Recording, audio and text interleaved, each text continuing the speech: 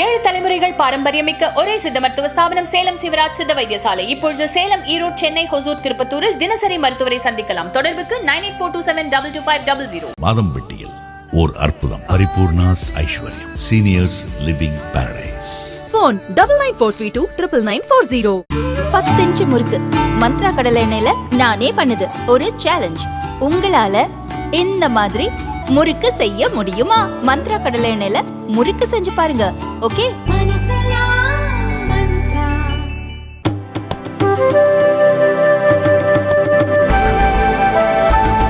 இன்று இந்த நேர்காணலில் நம்ம கூட மூத்த ஊடகவியலாளர் திரு ரங்கராஜ் பாண்டே அவர்கள் இணைந்திருக்கிறார். அவர்கிட்ட கேட்கறதுக்கு நிறைய கேள்விகள் இருக்குது. வாங்க கேட்டு பதில்களை தெரிஞ்சுப்போம். சார் வணக்கம். வணக்கம். ரொம்ப எதிர்பார்த்துட்டு இருந்த விஜய் அவர்களுடைய கட்சி நிகழ்வு, முதல் அஃபிஷியலான அரசியல் நிகழ்வுன்னு கூட சொல்லலாம். இதை தன்னுடைய கட்சியினுடைய கொடியை லான்ச் பண்ணியிருக்காரு. கொடி பாடலையும் வெளியிட்டு இருக்காரு. இதை நீங்கள் எப்படி சார் பார்க்குறீங்க? முதல்ல இதுலேருந்து ஆரம்பிக்கலாம். வரவேற்க வேண்டிய விஷயம். திரு ஜெயக்குமார் அவர்கள் அதிமுகவுடைய செய்தி தொடர்பாளர் முன்னாள் அமைச்சர் சொன்ன போல் எல்லாரும் வரவேற்க வேண்டியதான். திரு அண்ணாமலை குறிப்பிடார், அரசியலுக்கு யார் வந்தாலும் வரவேற்க வேண்டியதான். ஒரு வெல்கம் நோட்டு கொடுக்கலாம். நமக்கு ஒன்றும் அதில் ஒன்றும் தப்போ பிழையோ எப்படி சொல்ல முடியும். அவர் அரசியலுக்கு வர்றது ஒவ்வொருத்தருடைய உரிமை. அது கட்சி ஆரம்பிக்கலாம், கட்சியில் சேரலாம், அது அவங்க இஷ்டம். ஸோ அவர் கட்சிக்கான ஒவ்வொரு கட்டமாக நகர்த்துறதுல கட்சிக்கான பேரை அறிவிச்சிட்டாரு. கட்சி ஆரம்பிக்க போகிறேன்னு சொல்லிட்டாரு. இப்போ கட்சியோடைய கொடியும் பாடலையும் வெளியிட்டிருக்கிறார். அடுத்தடுத்த மூவ் செப்டம்பர்லேயே மாநாடு அப்படிங்கிறது சொல்லியிருக்கிறார். ஸோ அது அடுத்த கட்டம். அதில் இன்னும் டீட்டெயில்ஸ் கிடைக்கும் நம்ம நினைக்கிறோம். இன்றைக்கு வரைக்குமான அவருடைய எதிரி யார், அவர் யாரை நோக்கி அரசியல் பண்ண போகிறார் அப்படிங்கிறதுல பிஜேபி தவிர ஒரு கிளாரிட்டி கிடைக்கல. அவர் ஊழல் அப்படிங்கிறத சேர்த்து சொல்லியிருந்தாலும், மதசார்பின்மை அப்படிங்கிறத சேர்த்து சொல்லியிருந்தாலும், நமக்கு இன்றைக்கு வரைக்கும் அதிகாரப்பூர்வமாக அவர் தமிழ்நாடு பாலிடிக்ஸ் பற்றி பேசலை. அவர் சிஏஏ பற்றியும் நீட் பற்றி தான் பேசியிருக்கிறார். இப்போ அது ஆன்டி பிஜேபி அப்படின்னு அவர் போவார்னு புரிஞ்சுக்கலாம். மற்ற விஷயங்கள் எல்லாமே கொள்கை, கோட்பாடு, செயல்பாடு, நிலைப்பாடு எல்லாமே வர தான் நம்ம புரிஞ்சுக்கணும். இப்போ நீங்கள் குறிப்பிட்டதுலேருந்து தான் சார் அடுத்த கேள்வி என்ன அப்படின்னா, பிஜேபியை அவர் எதிர்க்கிறாரு அப்படிங்கிறது ஏதோ ஒரு விதத்தில் நம்ம தெரிஞ்சுக்கிறோம். இன்றைக்கி அந்த கொடிப்பாடல் வெளியிட்ட வீடியோ காட்சிகளை பார்க்கும்போது இரண்டு யானைகள், மதம் கொண்ட யானைகள் மக்களை ஏதோ அச்சுறுத்தி அந்த இடத்துல தூக்கி போட்டு மிதிக்கிற மாதிரியான விஷயங்கள்லாம் அங்கே இருந்தது. அதன் பிறகு ஒருவர் வராரு, அரசனோ தலைவனோ யாரோ ஒருத்தர் குதிரையில் வராரு. அவருக்கு பின்னாடி 2 யானைகள் வராரு, கூட 2 யானைகள் நிற்குது. அந்த 2 யானைகளை இந்த 2 யானைகள் சாய்க்குது. அப்படின்னு பார்க்கும்போது அந்த இரு பெரும் யானைகளாக நம்ம பார்க்க வேண்டியது யாரை? தமிழகத்தை பொறுத்தவரை உங்களுக்கு இந்த யானைனாலும் வச்சுக்கோங்க. நான் அதை எப்படி பார்க்குறேன்னா, அந்த துவம்சம் செய்த யானைகள் ஒன்று முதல் காட்சி வருது பார்த்தீங்களா, அது பூரா இந்திய யானைகளாக இருக்குது. அந்த யானைகளை காலி பண்ணிட்டு ஜெயிக்கிற யானையாக இருக்குது பார்த்தீங்களா, அது ஆப்பிரிக்க யானையாக இருக்குது. அந்த கட்சியோட கொடியில் 2 யானை இருக்கா. இந்த யானைகளை உருவத்தில் சைஸை வச்சும் காதை வச்சும் அடையாளப்படுத்துவாங்க. ஆப்பிரிக்க யானைகள் லார்ஜராக இருக்கும். இந்திய ஆசிய யானைகளோட, ஆசிய யானைகள்னு சொல்லுவோம் நம்ம, இந்திய யானைகள்னு சொல்ல விட பெரும்பாலும் இந்தியாவில் இருந்தாலும் ஆசிய யானைகள் சைஸில் ஆப்பிரிக்க யானைகளோட கம்மியாக இருக்கும். சரிங்களா? ஆனால் ஆப்பிரிக்க யானைகளுக்கு காது ரொம்ப பெருசாக இருக்கும். அப்போ இந்த யானையுடைய நிறமும் இது பார்த்தீங்கன்னா கருப்பா இல்லை. நீங்கள் நல்லா அந்த வீடியோ திரும்பி எடுத்து போட்டு பாருங்கள். நீங்கள் நேரலுக்கு திரும்ப போட்டு பாருங்கள். துவம்சை செய்கிற யானைகள் பூரா இந்திய கருப்பு கலரில் இருக்கும். இந்த அதை மீட்டு ஜெயிக்கிற 2 யானைகள் ஒரு சாம்பல் கலரில் இருக்கும். அது ஆப்பிரிக்க யானையாக உட்காந்துருக்கு. எனக்கு என்ன கணக்குங்கிறது புரியல. ஸோ அவர் குறிப்பிடுற யானை நீங்கள் அமித்ஷா, நரேந்திர மோடின்னு வச்சுக்கோங்க, ஸ்டாலின், உதயநிதினு வச்சுக்கோங்க. உங்களுக்கு எப்படி சொல்லுங்க வச்சுக்கோங்க. நான் நினைக்கிறது மத்திய அரசு, மாநில அரசு 2 அரசுக்கு எதிராக தான் அவருடைய அரசியல் இருக்க முடியும். இப்போ எனக்கு ஸ்டாலின் அரசுக்கு நான் ஆதரவு கொடுக்குறேன், திமுக அரசை நான் ஆதரிக்கிறேன்னா நீங்கள் கட்சி ஆரம்பிக்க வேண்டியதே இல்லை. Already party is there, already government is there. அவங்கள தூக்கி பிடிக்கிறது நீங்கள் தேவையில்லை, ஆல்ரெடி தூக்கி பிடிச்சி தான் இருக்கிறாங்க. ஸோ நான் பிஜேபிக்கு சப்போர்ட் பண்ண போகிறேன், அது தேவையில்லை. பிஜேபி ஆல்ரெடி ரூலிங் பார்ட்டியாக இருக்குது. சொல்லுறீங்களா? அப்போ நீங்கள் புதுசாக கட்சி ஆரம்பிக்கிறீங்கனாலே இருக்கிற 2 அரசியலுக்கு வேறு. அப்போ நம்ம எப்படி மத்திய மாநில அப்படின்னு எடுத்துக்கிட்டால் பிஜேபி, திமுக எடுத்துட்டா, மாநிலத்துக்குள்ளே எடுத்துட்டா திமுக, அதிமுக, இப்படி இங்கே 2 பேர், அந்த 2 இல்லாத இன்னொன்று அப்படின்னு நீங்கள் கொண்டு வரணும். அப்படி தான் நான் புரிஞ்சுக்கிறேன். ஸோ நம்ம யானைக்கு என்னங்கிறத நீங்கள் டிஃபினேஷன் கொடுத்தா ஒவ்வொருத்தரும் ஒன்று கொடுப்பாங்க, கொடுத்துட்டு இப்போ நம்ம சௌரியம் தான். அப்போ இந்த விஷயத்தில் நீங்கள் சொல்கிறத வச்சு பார்க்கும்போது மத்திய அரசு, பாஜக ஆல்ரெடி அவருடைய எதிர்ப்பு லிஸ்ட்டில் இருக்காங்க, அப்படி பார்க்கப்படுது. அப்போ இன்னொரு யானையாக திமுக, மாநில அரசினுடைய ஆபியஸாக இருக்கணும். நம்ம இப்போ எளிமையாக புரிஞ்சுக்கலாம். பாஜகவும் திமுகவும் 2026 வரைக்கும் கூட்டணி வைக்க மாட்டாங்கன்னு நம்ம எளிமையாக புரிஞ்சுக்கிறோம். அதே மாதிரி திரு விஜய் அவர்கள் திமுக கூட தோழமையாக போகிறதுக்கு கட்சி ஆரம்பிக்க வேண்டியதே இல்லையே. திரு கமல்ஹாசன் அவர்கள் ஆதரித்து கொடுத்தாரு. எத்தனை சீட்டு வாங்கினா 2024? சீட்டே வாங்கிறதான கொடுத்தாரு. அப்போ என்னென்ன, அவர் ஏற்கனவே நாங்கள் 15 சப்போர்ட்டில் இருக்கோம், நீங்கள் 16 சப்போர்ட்டு. அந்த சப்போர்ட் வந்தாலும் சரி, வராட்டாலும் ஒன்றும் நட்டம் இல்லை. அப்படி தானே போய் நின்றோம் அது. அப்போ திமுக ஆட்சியை மீண்டும் கொண்டு வர்றதுக்கு ஒரு கட்சி தேவையில்லை. அதுக்கு திமுக இணைஞ்சாலே போதும்ல. உங்களுக்கு புரியுங்களா? அதுக்கு கட்சி ஆரம்பிக்க வேண்டியது இல்லை. அண்ட் இவர் சொல்றது இந்த கொடி தான் தமிழகத்தின் கொடியாக இருக்க போகிறது, இந்த கொடி தான் அடுத்த தலைமுறையின் கொடியாக இருக்க போகுது. அப்போ அவர் வந்து சீமான் போல அண்ணாமலை போல ஒரு ஆல்டர்னேட்டிவ் ஃபோர்ஸ் தான் ட்ரை பண்ணுறார். சரிங்களா? அப்போ ஆல்டர்னேட்டிவ்னு வரும்போதே கவர்மெண்ட்டாக பார்த்தா சென்ட்ரல் ஸ்டேட் காலி, பார்ட்டியாக பார்த்தா டிஎம்கே ஏடிஎம்கே காலி. அப்போ இந்த ஆல்டர்னேட்டிவ் ஃபோர்ஸ்லாம் ஏற்கனவே 2 முறை ட்ரை பண்ணியிருக்காங்க. 2014 என்டிஏ, 2024 என்டிஏ, ரைட்டுங்களா? 1 2016 மக்கள் நல கூட்டணி. இந்த 2 முறை இந்த ஆல்டர்னேட்டிவ் வந்து ஒரு ஃபோர்ஸாக ட்ரை பண்ணியிருக்காங்க. அப்போ இவர் புதுசாக வந்து என்ன ஆல்டர்னேட்டிவ் ஃபோர்ஸாக இவர் யாரோட அலைன் ஆக போகிறார்? அப்போ நானாக புரிஞ்சுக்கிறது, பிஜேபி கூடயும் அலையன்ஸ் கிடையாது, டிஎம்கே கூடயும் அலையன்ஸ் கிடையாது, டிஎம்கே கூடயும் அலையன்ஸ் கிடையாது, ஏடிஎம்கே கூடயும் அலையன்ஸ் கிடையாது. இது நானாக புரிஞ்சுக்கிறது. பட் ஏடிஎம்கே ரொம்ப ட்ரை பண்ணுறாங்கன்னு கேள்விப்பட்டேன். யாராவது சில நிதர்சனம் பண்ணி சார் இன்னொன்று 2026 திரு விஜய் ஆட்சியை பிடிக்க போகிறதும் கிடையாது. இதையும் நான் ஸ்டேட்மெண்ட்டாக சொல்லிடுறேன். உங்களுக்கு புரியுங்களா? அப்போ 2026 விஜய் ஆட்சியை பிடிக்க போகிறது கிடையாது அப்படிங்கிறத ஏடிஎம்கே அவர்கிட்ட சொல்லும். பாஸ் நீங்கள் தனியாக வந்து அது வந்து டிஎம்கேக்கு தாங்க சப்போர்ட் பண்ண போகுது. டிஎம்கே ஒரு கூட்டணி இன்னைக்கு தேதிக்கு ஒன்றா இருக்குது, இன்னைக்கு தேதிக்கு அப்படியே ஒன்றா இருக்குது. இந்த பக்கம் சீமான் தனியாக இருக்கிறாரு, இந்த பக்கம் பிஜேபி தனியாக நிற்குது, இந்த பக்கம் நான் தனியாக நிற்கிறேன். அப்போ நீங்கள் வந்தீங்கன்னா 5 முனை போட்டியாரு. அப்போ நம்ம சேர்ந்தோம்னா ஒரு 4 முனை போட்டியாவது மாற்றலாம். அப்போ நம்ம சேர்ந்துட்டோம்னா ஒரு பெரிய வெற்றி. அப்போ விஜயும் ஏடிஎம்கேயும் சேர்ந்துட்டாங்க, அப்போ பெரிய வாய்ப்பு இருக்குது அப்படிங்கிற மாதிரி ஒரு பிம்பம் வரும். கூட 4 பேர் யாரையாவது சேர்த்துக்கலாம். அப்போ இது வெற்றிக்கான ஒரு கூட்டணியாக வர்றதுக்கு வாய்ப்பு இருக்குது. அவங்க கன்வின்ஸ் பண்ணுவாங்க. So what I learned, ADMK is trying to convince mister Vijay. But Vijay அதுக்கு சம்மதிக்க மாட்டார்னு நினைக்கிறேன். இன்னைக்கு காலைல நான் சொன்னேன், இன்னைக்கு காலிலேருந்து என்னுடைய எண்ணம் என்னவா இருக்குன்னா, திரு சீமான் கூடயே அவர் போக மாட்டார்னு நினைக்கிறேன். தனித்து தான் எல்லா இடத்துலையும் நிற்பாருன்ற ஒரு பிம்பம். தனித்து இல்லை, வேற ஒரு சீமானும் ஏடிஎம்கே ஒரு டாமினேட்டிங் ஃபோர்ஸாக இருக்கிறாங்க. ஏடிஎம்கே கூட நீங்கள் போனீங்கன்னா நம்பர் 2 தான் போகணும். ஆமாம் தானே? கூட்டணி கட்சியா இவர் தான் போகும். விஜயுடைய கூட்டணியில் அதிமுகங்கிற சாத்தியம் இல்லைல்ல, அதில் நீங்கள் உடன்படுறீங்கல்ல. அப்போ அதிமுக கூட்டணியில் விஜய், அப்போ அது வந்து செகண்ட் ஃப்ரீல் ஆயிடுது, ரைட்டுங்களா? அப்போ அவர் வந்து நான் வந்து மாற்றத்துக்கான அரசியல்வாதின்னு சொல்லிட்டு நான் நம்பர் 2 வர முடியாது. திரு சீமான்கிட்டே இப்போ அந்த சிக்கல் இருக்குது. நான் ரொம்ப காலமாக சொல்லிட்டு இருந்தேன், சீமானும் தொடர்ந்து சொல்லுவார், எல்லாரும் ஒன்றா நில்லுன்னு. யார் முன்னாடி என்னுடைய பேட்டில் தந்தி டிவியில் சொல்கிறார். அந்த வார்த்தையை அவர் முதல்ல பயன்படுத்து தந்தி டிவியில் என்னட்டேன். நான் கேட்டது மதிமுக, பண்ருட்டி வேல்முருகன், பழக நெடுமாறன், இந்த மாதிரி எல்லாரும் ஒன்றா, திருமாவளவன் எல்லாம் ஒன்றா இருக்கீங்களே, எல்லாம் நீங்கள் ஒரே மாதிரி அணியாக போகலாம்னு போது அவர் இந்த வார்த்தையை சொன்னார். அதாவது ஐடியாலஜிக்கலி ஒன்றா இருந்தாலே யார் முன்னாடி நிற்கிறங்கிற கேள்வி அவர் எழுப்பினார். அப்போ இவர் என்ன நினைப்பார், சீமான் நான் சீனியரு, 8% ஓட்டு ப்ரூவன் ஓட்டு என்கிட்ட இருக்குது, 3 தேர்தல்களை நான் சந்திச்சவன், நீங்கள் இப்போ தான் வர்றீங்க, அப்போ எனக்கு கூட வாங்க, நான் 134 நீங்கள் 100 இப்படின்னு அதிகபட்சமாக வருவார். அதுக்கு விஜய் சம்மதிக்க மாட்டார்ல. விஜய் நினைப்பார் நான் 180 நீங்கள் ஒரு 50 அப்படின்னு அவர் நினைப்பார். அந்த இடத்துல அதனால வந்து அது யார் முன்னாடி அப்படிங்கிற இடத்துல அது இடிச்சிடும்னு நினைக்கிறேன். இதை நான் பல பேட்டியில் சொல்லியிருக்கேன். எனக்கு இன்னைக்கு இந்த அவருடைய கொடி, இந்த சிம்பிள், இந்த கலர் டோன் இதெல்லாம் பார்த்த பிறகு எனக்கு தோணுச்சு, அவரும் ரெட் எல்லோ தான் டாமினண்ட்டாக வச்சிருக்காரு. நாம் தமிழர் கட்சியோடைய ஃபுல் கொடி வந்து சிகப்பு கலர், அதில் புலி மட்டும் மஞ்சளில் இருக்கும். இவர்கிட்டையும் டாமினண்டாக கூடிய 2 கலர், ரெட்டும் எல்லோவும் தான், 2 பக்கம் மேலே கீழே ரெட்டு, நடுவில் எல்லோ. ஸோ இந்த பேசிக் திங்ஸே அங்கே தான் நிற்கிது. அதே சமூக நீதி, அதே எல்லாரும் பயன்படுத்துகிற அதே வார்த்தையில் பயன்படுத்துகிறார். ஸோ இவர் கூடயே போகிறதுக்கான ஒரு வாய்ப்பு கம்மி. அதனால் வந்து ஒரு டிஎம்கே கூட்டணியை உடைச்சு அல்லது மற்ற கட்சியிலேருந்து எல்லாரும் ஒன்று கூப்பிட்டு அவர் ஒரு அலையன்ஸ் ட்ரை பண்ணுவார்னு எனக்கு தோணுது. சார், நீங்கள் சொல்கிறத வச்சு பார்க்கும்போது நாம் தமிழரனுடைய சில விஷயங்கள் வந்து விஜய் அவர்கள் ஃபாலோ பண்ணுறாருன்ற மாதிரி இருக்குது. ஆனால் அதே சமயம் தன்னுடைய கட்சி உறுதிமொழியில் முதல்ல அவர் வைக்கிறது தேசம்தான், 2வது மாநிலம், அதன் பிறகு மக்கள், தொண்டர்கள், அப்படி தான் அதை வந்து அவருடைய பேச்சே அதில் உறுதிமொழியில் அப்படி தான் இருக்கு. இன்னைக்கு காலையில் நான் சொல்லியிருந்தேன், ஒரு மிக்சி மாதிரி கூட ட்ரை பண்ணாமல் ஒரு கிரைண்டர் மாதிரி ட்ரை பண்ணிட்டார் அப்படின்னு. அதாவது எல்லாத்தையும் போட்டு அரைச்சிட்டார். அதில் யானை சின்னம் இருக்குங்கிறதுக்கு நம்ம தம்பி வந்து அது வந்து பகுஜன் சமாஜ் கட்சியோட சின்னமாச்சே பண்ணாங்க. பாமகவோட சின்னமாகவும் யானை இருந்துச்சு, சரிங்களா? அந்த பக்கம் ஒன்று இருந்துச்சு. அதுக்கப்புறம் அந்த ப்ளூ கலர் உள்ளே வச்சிருக்கிறாரு, அப்புறம் ஸ்டார்ஸ் வச்சிருக்கிறாரு. ஸோ ஸ்டார்ஸ் எல்லாம் வந்து பைபிளில் இருக்கக்கூடிய 28 ஸ்டார் அப்படி ஒன்று குரூப் கிளம்பிட்டு இருக்குது, சரிங்களா? அவர் நெத்தியில் பொட்டு வச்சிருக்கிறாரு. இந்திய விடுதலைக்காக முதல் விஷயம் சொல்கிறாரு, அப்புறம் மொழி போராட்டம்ங்கிற 2வது விஷயத்தை சொல்கிறாரு, சமூக நீதினு எல்லாரும் பயன்படுத்துவார். அப்போ வந்து அவர் நினைக்கிறாருன்னா, யாரையும் நான் விட தயாராக இல்லை, நீ கம்யூனிஸ்டா, காங்கிரஸா, நீ வந்து தேசியவாதியா, நீ வந்து மாநிலவாதியா, யாராக இருந்தாலும் என்கிட்ட வா, நான் வந்து சர்வரோக நிவாரணி, எல்லா நோய்க்கும் ஒரு மருந்து அருமருந்து விஜய் அப்படின்னு அவர் he is trying to be good for everyone. எல்லாரும் இப்போ ஒரு ஐடியாலஜியில் எதிர்ப்பு எனக்கு நான் மொத்தம் தானே ஒரு கலர் நிற்கும். நான் இப்போ பிஜேபி தேசியம் பேசுதா நான் பேசுகிறேன், நாம் தமிழர் தமிழ் பேசுதா நான் பேசுகிறேன், நீங்கள் திராவிடம் பேசுகிறீங்களா நான் பேசுகிறேன், நீங்கள் வந்து பட்டியலின சமூகத்துக்கார சொல்லி நான் குரல் கொடுக்குறேன், நீங்கள் சிறுபான்மை சமூகத்துக்கார சொல்லி நானே சிறுபான்மை.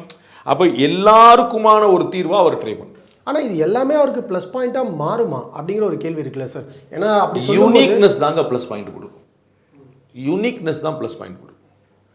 திரு விஜய் வந்து விஜயகாந்த் மாதிரி ரஜினிகாந்த் மாதிரியான ஒரு நபர், அதாவது செகப்பா முடியோட உயரமா அப்படி ஒருத்தர் தான் ஹீரோவாக முடியுங்கிற ஒரு ட்ரெண்டில் ரஜினிகாந்த் வந்த பிறகு உடைஞ்சது. நம்ம பக்கத்து வீட்டுக்காரர் மாதிரி ஒரு ஹீரோ இருக்க முடியும் அப்படின்ட்டு. அதனால தான் தனுஷ்லாம் வர முடிஞ்சது. அதே மாதிரி விஜயகாந்த் வந்தார்.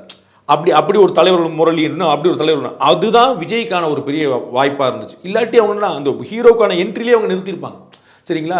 இதே விஜயோட தோற்றம் பற்றி தமிழ்நாட்டின் பிரபல வார இதழ் வந்து அப்பயே விமர்சனம் பண்ணிருந்துச்சு. சரிங்களா? அப்போ இன்னைக்கு வந்து அவர் அந்த பேட்டர்ல சாமானியருடைய பேட்டர்ல வர்றார். அந்த என்ன வருதுன்னு எதை அவர் யூனிக்காக மாத்துறாரு? எல்லாரும் சிகப்பாக இருக்கணுமா, நான் கருப்பாக இருக்கிறேன். எல்லாரும் உயரமாக இருக்கணுமா, நான் நார்மல் உயரத்தில் இருக்கிறேன்.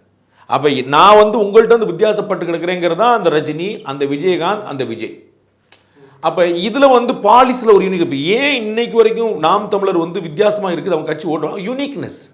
அவங்க அரைச்ச மாவை அரைக்கலை. சரிங்களா? டிஎம்கேக்கான டிஎம்கே. ஏன் பிஜேபி யூனிக்காக நிற்குது?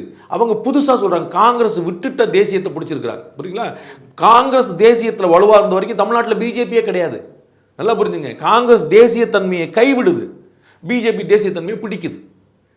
இடதுசாரிகள் தேசியத்தன்மை விட்டாங்க. அப்போ தமிழ்நாட்டில் தேசிய கட்சியே இல்லாமல் போயிடுச்சு நிலைமை வரும்போது பிஜேபிக்கான ஸ்பேஸ் ஆட்டோமேட்டிக்காக ஆகிட்டு வருது. அது மக்கள் இடத்துல ஒர்க் அவுட் ஆகுது. யூனிக்னஸ். அதாவது உங்களுக்கு ஒன்று எனக்கு ஒன்று வருவேன், ஆளுக்கு ஒரு ஓட்டு. அப்படி எனக்கு ரஜினி பிடிக்கும், உங்களுக்கு கமல் பிடிக்கும், அவருக்கு விஜய் பிடிக்கும், அவருக்கு அஜித் பிடிக்கும், இப்படி ஆளுக்கு ஒன்று பிடிக்கும்ல. அப்போ என்ன யூனிக்னஸ்? விஜய்கிட்ட வந்து ஒரு யூனிக்னஸ் இருக்குது, அஜித்கிட்ட வேற ஒன்று இருக்குது. விஜய் அஜித் ரெண்டுமே கம்பேர் பண்ண முடியாது, ரெண்டும் தனித்தனியாக இருப்பாங்க கம்ப்ளீட்டா. ஆளு உயரம், சிவப்பு, லாங்குவேஜ், பேசுறது, வைக்கிறது, நிற்கிறது, அவங்களோட ஃபேமிலி எல்லாமே கம்ப்ளீட்டாக வேறு. அப்போ அந்த யூனிக்னஸ் ரெண்டும் ஒரே மாதிரி இருந்தாங்க, ஸ்பேஸ் எல்லாம் போயிருதுல. ஆனால் திரு விஜய் அவர்களுடைய இன்னைக்கு வரைக்கும் ஒரு வெளிப்படுத்திக்கூடிய சித்தாந்தத்தில் நான் யூனிக்னஸ் பார்க்கல. அவர் எல்லாத்தையும் அரவணைச்சுங்கிறதுல வந்து சமூக நீதி, தேச ஒற்றுமை, மொழிப்பற்று. ஆமாம், நாங்கள் தான் இன்னைக்கு திரு சுமந்த்ராமன் எங்கள் சேனலில் சொன்னார், புதுசாக ஏதாவது சொல்லணும்ல. என்னங்க உங்களுக்கு பண்ணுவீங்க? எல்லாருக்கும் சம வாய்ப்பு. என்னங்க பண்ணுவீங்க? பிறப்போக்கும் எல்லா உயிருக்கும். என்னங்க பண்ணுவீங்க? சமூக நீதி. என்னங்க பண்ணீங்க? தேச ஒற்று. சார் இது எல்லாரும் நீங்கள் மாற்றி சொல்லுவீங்களா? நீங்கள் அரசியல் கட்சியே வேண்டாங்க, நீங்கள் சாதாரண என்ன சார் எல்லாருக்கும் மாற்று கருத்து யாருக்குமே இருக்காது. எக்ஸாக்ட்லி. எஸ். ஊழலை ஒழிப்போம், மதச்சார்பின்மை கொண்டு வரும், எல்லாம் பிஜேபி சொல்லுவாங்க, திமுக சொல்லுவாங்க. கலைஞரை பத்தின நூற்றாண்டு விழால சொல்றாருல, தேசத்துக்கு ஒரு பிரச்சனைனா முதல்ல நின்ற ஒரு கலைஞர். கார்கில்ல வந்து 50 கோடி ரூபாய் கொடுத்த ஒரு கலைஞர் தமிழ்நாட்டு மக்கள்கிட்ட வசூல் பண்ணி இப்படி வந்து நாங்கள் முதல்ல நிற்போம் சொன்னார்ல. அப்போ வந்து எல்லாத்துமே சொல்லுவாங்க, தேசத்தில் நாங்கள் வந்து எல்லாருமே சொல்லுவாங்க, திராவிட நாங்கள் சொல்லுவாங்க. அப்போ எல்லோரும் சொன்னது நீங்கள் சொல்றீங்க, நீங்கள் என்ன தனித்துவமாக சொல்ல போறீங்க? ஒருவேளை எல்லா கொள்கைகளை கொண்ட எல்லா மக்கள் தரப்புலையும் இது போய் சேரணும், நம்ம கட்சிக்கு அவங்க ஈர்க்கப்படணும் அப்படிங்கிற ஒரு காரணத்துக்காக இந்த விஷயங்களை பொதுவானதாகவே வச்சிருக்கலாம் இல்லையா? அப்போ வந்து டூப்ளிகேஷன் தான் நடக்காது, டபுளிங் நடக்காது. நீங்கள் நல்லா புரிஞ்சுக்கணும். நான் வந்து ஏன் சீமானுக்கே நான் வந்து யோசனை பண்ண ஆரம்பிச்சிட்டேன், சீமானு இவரும் சேருவாங்கன்னு நினச்சேன். இன்றைக்கி ஏன் சேர மாட்டாங்கன்னு நினைக்கிறேன்னு, விஜய் அவர்களுக்கு ஒரு 10% ஓட்டு இருக்குன்னு வச்சுக்கோங்க, சீமான் அவர்களுக்கு 8% ஓட்டு ப்ரூவன். சீமானுடைய 8% விஜய்க்குள்ளே அடக்கம். ஸோ இந்த ரெண்டும் சேர்ந்தால் 18 மாறாது, 10 தான் நிற்கும். ஸோ இவருடைய 8 தான் அவருடைய 10, அவருடைய 10 தான் இவருடைய 8, ரெண்டுமே ஒன்று, ஐடென்டிக்கல் ஓட்டுன்னு சொல்லுவாங்க, வேற வேற கிடையாது. ஆனால் பிஜேபியோட ஓட்டு வேற, இவருடைய ஓட்டு வேற, புரிஞ்சுக்கிறீங்களா? டிஎம்கேவோட ஓட்டு வேற, சீமானுடைய ஓட்டு வேற, புரிஞ்சுக்கிறீங்களா? நான் பாமகவுடைய ஓட்டு வேற, விடுதலை சிறுத்தைகள் ஓட்டு வேற. இவங்க எல்லாமே எதிரெதிர் துருவங்கள். ஆனால் இவங்களுடைய ஓட்டுல அதிமுகவுடைய ஓட்டு, திமுகவுடைய ஓட்டு ஒன்று. கன்ஃபியூஷன் ஆயிட்டீங்க. அதிமுக ஓட்டும் திமுக ஓட்டும் ஒன்று. ஆர்கே நகர் பை எலெக்ஷனில் திமுகவினர் அதிமுகவுக்கு வாக்களித்தார்கள். விக்கிரவாண்டி பை எலெக்ஷனில் அதிமுகவினர் திமுக வாக்களித்து விட்டார்கள். அதுதான் நான் ஐடென்டிக்கல் ஓட்டுன்னு சொல்கிறேன். அதனால தான் அவங்களுடைய ஓட்டு குறைஞ்சிக்கிட்டே வருது. இன்னைக்கு தமிழ்நாட்டில் 30% ஆட்கள் ஓட்டு போடலை. 70% நம்முடைய போலிங் 2024 30% போலால வச்சிருங்க. 18% பிஜேபி எடுத்துருச்சு, 8% சீமான் எடுத்துட்டார். புரியுங்களா? 30, 18, 48, 6, 54, 56% ஓட்டு அதிமுக திமுக இருந்து வெளியே போயிடுச்சு. அப்ப 46% அவங்க வச்சிருக்காங்க. வெற்றி தோல்விகளை தீர்மானிக்கிறதே அந்த 46 தான். வெளியே போயிருச்சு, 56 வந்து வெளியே போயிருச்சு. புரியுங்களா? உங்களுக்கு majority people are not with ADMK DMK. உங்களுக்கு 30% எனக்கு யாருமே வேணான்னு ஓட்டே போடல. போட்ட ஓட்டுல 18 இங்கே போயிருச்சு, 8 இங்கே போயிருச்சு. மற்றவங்க அலைன்ஸ்லாம் விட்டுருங்க, ஏடிஎம்கே டிஎம்கே எல்லாம் விட்டுருங்க. அப்போ எவ்வளோ போலா இருக்கு பாருங்க, எவ்வளோ எடுத்திருக்காங்க பாருங்க. அதை தான் சொல்ல. அப்போ டிஎம்கே ஏடிஎம்கேக்கான ஓட்டு குறைஞ்சிக்கிட்டே போகுது. எப்படி எம்ஜிஆர் சிவாஜிக்கான காலம் போய் கமல் ரஜினிக்கான காலம் வந்து அடுத்ததாக அஜித் விஜய்க்கான காலம் வந்ததோ அது போல இப்போ ஏடிஎம்கே டிஎம்கேக்கான காலம் போய் அடுத்த 2 கட்சிக்கான காலம் வந்துருச்சுன்னு நினைக்கிறேன். அது எக்ஸிஸ்டிங் 2 பார்ட்டியா வரப்போகிற பார்ட்டியாங்கிறது தான் கேள்வி. அப்படி இருக்கும்போது இப்போ நீங்கள் சொன்னீங்க இல்லையா ஒரு கால்குலேஷன், அதில் இருக்கக்கூடிய மீதமான ஓட்டுகள் அனைத்தையும் விஜய் பக்கம் திருப்பறதுக்கான வேலைகளில் அவர் ஈடுபடுவாரா?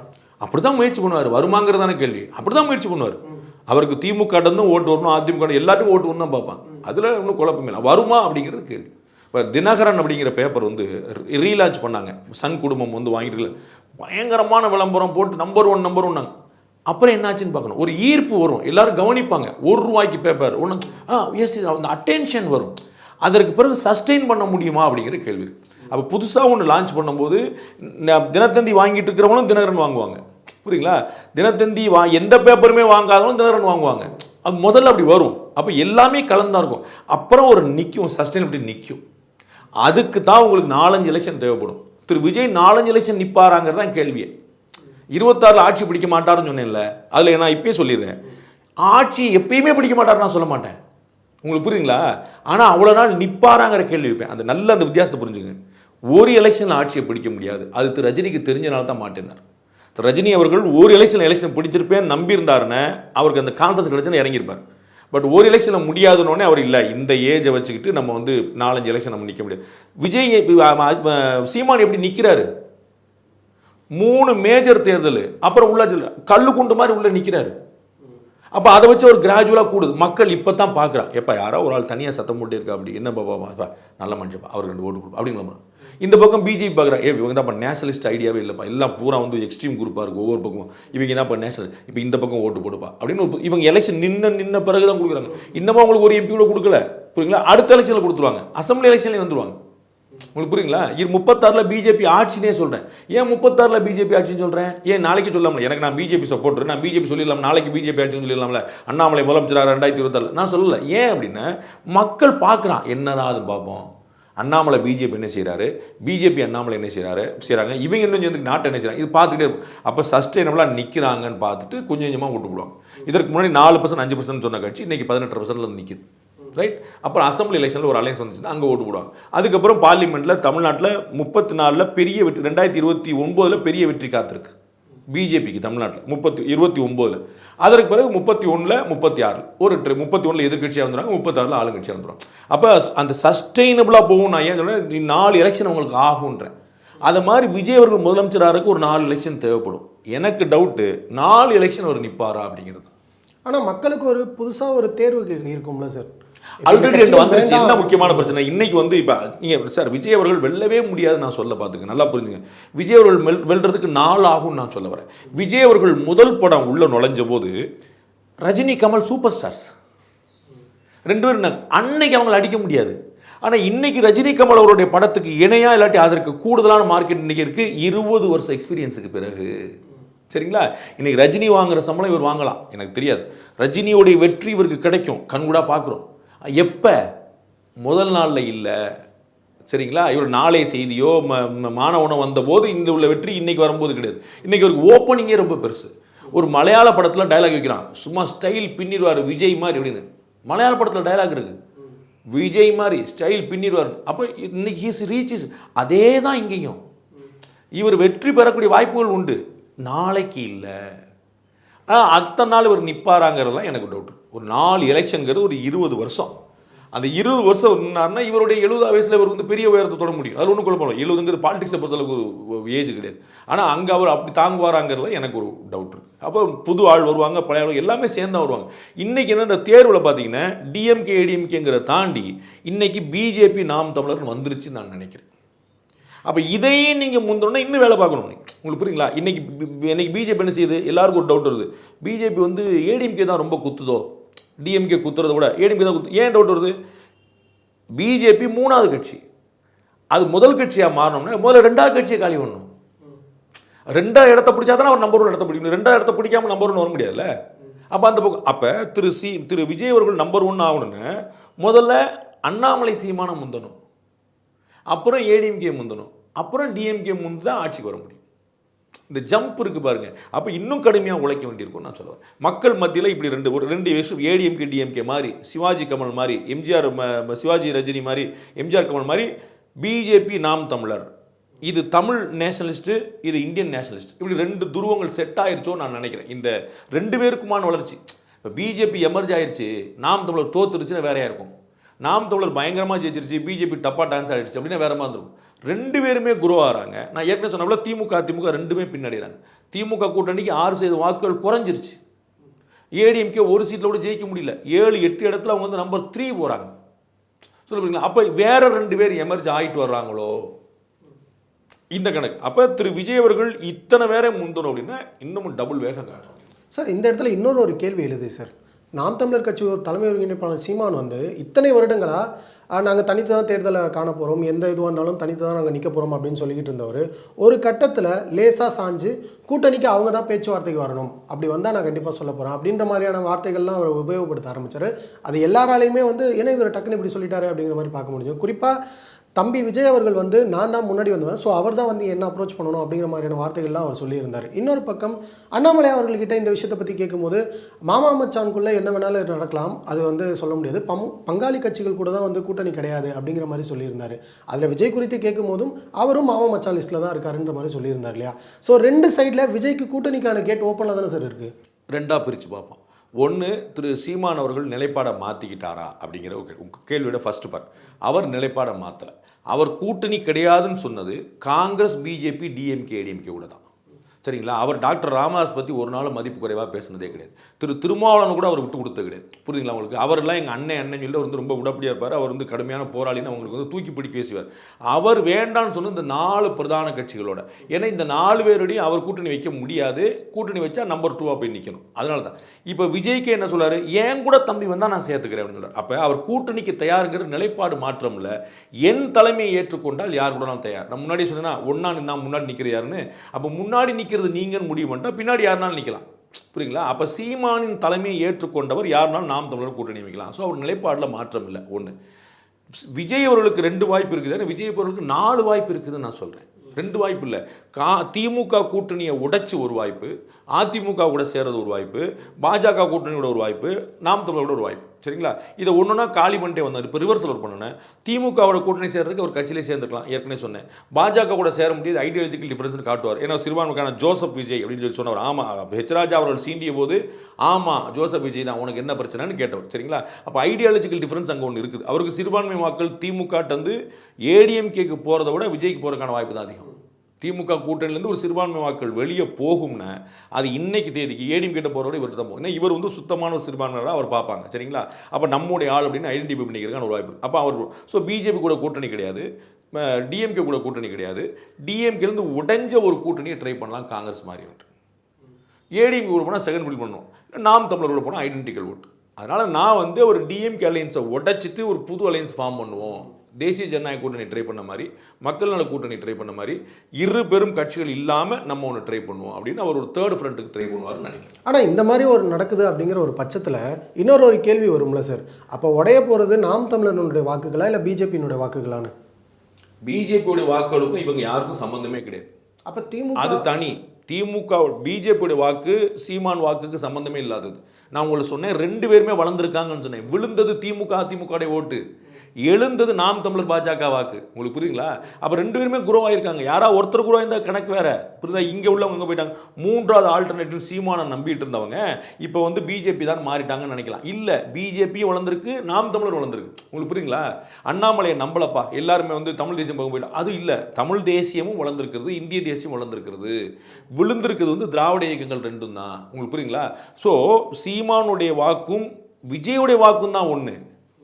விஜயோட வாக்கும் பிஜேபி வாக்கும் ஒன்றும் கிடையாது.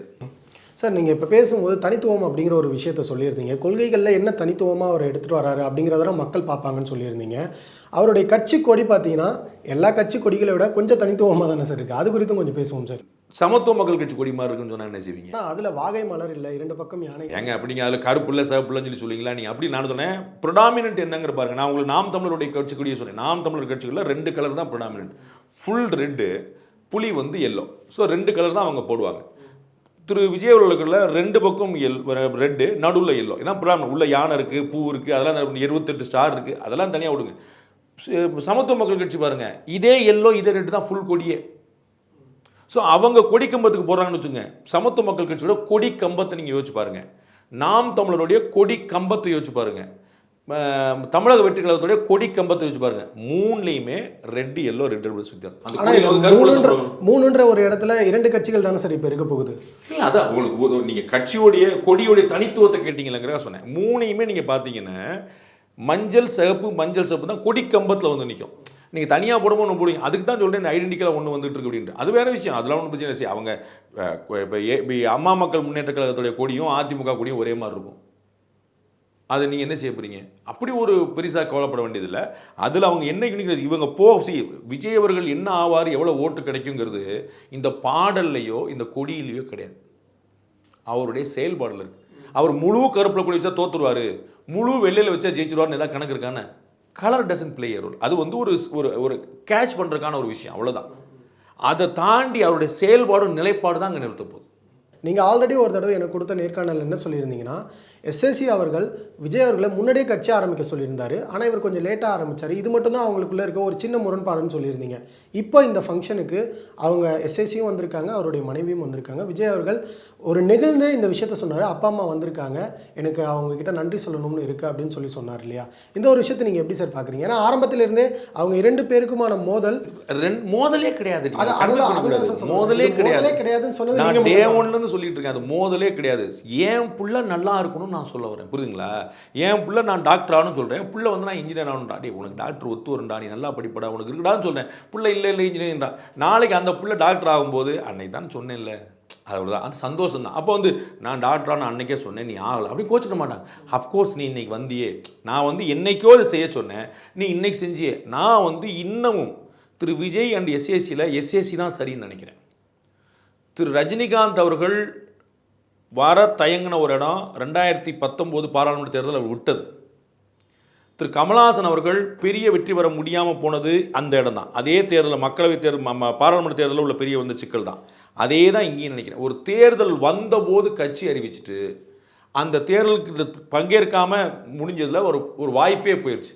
ரஜினிகாந்த் அவர்கள் 2019 மக்களவைத் தேர்தலுக்கு முன்னாடி கட்சி ஆரம்பித்து நின்றுருந்தாருன்னு அவர் 20-25% வாக்கில் அள்ளிப்பார், தமிழ்நாட்டு அரசியலே மாறி இருக்கும்.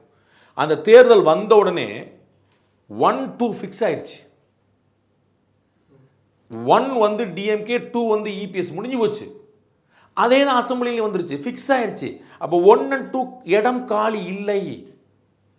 அவர் திரு ஏசி சண்முகம் காலேஜில் வச்சுட்டு ரஜினி சொன்னார், ஆமாம் இங்கே வெற்றிடம் இருக்குன்னார். அந்த வெற்றிடம் 2019 பாராளுமன்றத்தில் முன்னாடி வரைக்கும் இருந்தது உண்மை. 19 பாராளுமன்றத்தில் மக்கள் வந்து வாக்களிச்சுட்டு 1-2 முடிவு பண்ணோடனே அந்த இடம் வேகன்சி இல்லை. அதுதான் நான் இப்போ சொல்கிறேன். திரு விஜய் அவர்கள் வந்து அவங்க அப்பா சொன்ன மாதிரி முன்னாடி ஆரம்பிச்சுட்டு 19 களம் கண்டிருந்தாரு, இல்லை 19 பேசாமல் இருந்துட்டு அப்புறம் 24 களம் மன்னிக்கணும் 2024 களம் காணாமல் 24 கட்சி ஆரம்பிக்காம பின்னாடி பண்ணியிருந்தாரு, இந்த பிரச்சனை இல்லை. 2024 தேர்தலுக்கு முன்னாடியே கட்சி ஆரம்பிக்கிற சொல்லி 24 தேர்தலில் நான் இல்லைன்னு சொன்ன போதே அது பெருசாக பலவீனப்பட்டு போட தான் நினைக்கிறேன். அதில் திரு எஸ்ஏசி அவர்கள் சொன்னதான் கரெக்டுன்னு நான் நினைக்கிறேன். இந்த முன் தயாரிப்புல முன்னாடியே பண்ணால் இன்னும் ஈஸியாக இருக்கலாம். நீங்கள் டக்குன்னு ஆரம்பித்து போய் டக்குன்னு அப்படி கட்சி ஆரம்பிக்கிற விஷயம் அப்படி இல்லை. அது அவ்வளோ சுலபமான சினிமா மாதிரி அது இல்லை. சினிமாலேயே திரு எஸ்ஏசி அவருடைய பேக்கப் தேவைப்பட்டுச்சு. திரு விஜய் அவர்கள் இன்னைக்கு ஒரு பெரிய ஸ்டாராக நிற்கிறாருன்னா அதுக்கு அவங்களோட அப்பாவுடைய தியாகம் எவ்வளோ முக்கியமான விஷயம் பார்க்கணும். அவங்க அப்பா அவ்வளோ உழைச்சு ப்ரொமோட் பண்ணார், வரிசையாக ஒரு படம் பண்ணார், சொந்த காசை போட்டு பண்ணார், எதிர விமர்சனங்கள் வந்த போதெல்லாம் பண்ணார், இடாமல் பண்ணி அப்புறம் இந்த பையன்ட்டு யூனிக்னஸ் பார், நல்ல டான்ஸ் ஆடுறான், நல்ல ஸ்மார்ட்டாக இருக்கிறார் அப்படின்னு ஒன்றுனா பார்த்து இவருடைய யூனிக்னஸ் தெரிய ஆரம்பிச்சது. அப்போ அவருக்கு ஒரு ஃபேன் பேச, அதுக்கப்புறம் அவர் பெரிய ஸ்டார் ஆகிட்டார். அதுக்கப்புறம் அப்பாவுடைய தயவு தேவைப்படல. ஆனால் கூட்டு போய் வழிநடத்தி நிப்பாட்டி உலகத்துக்கு அறிமுகப்படுத்துறது அப்பா. அதே தான் அவர் இங்கேயும் பண்ணியிருப்பார். அரசியலுக்கு அவருடைய லான்ச் பியூட்டிஃபுல்லான லான்ச் ஆச்சு. ஏன்னா அவர் விஜயகாந்த் உருவாக்குனவர், ஒரு விஜயை உருவாக்கி காட்டிட்டார், 2 ஹீரோவை தமிழ்நாட்டை உருவாக்கிட்டார். அவர்கிட்ட இந்த அரசியலுக்கான ஐடியாவை கொடுத்திருந்தா இன்னமும் பெட்டரான சக்ஸஸ் இருந்திருக்கும்னு நான் நினைக்கிறேன். உங்களுடைய நேரத்தை ரொம்ப நன்றி சார்.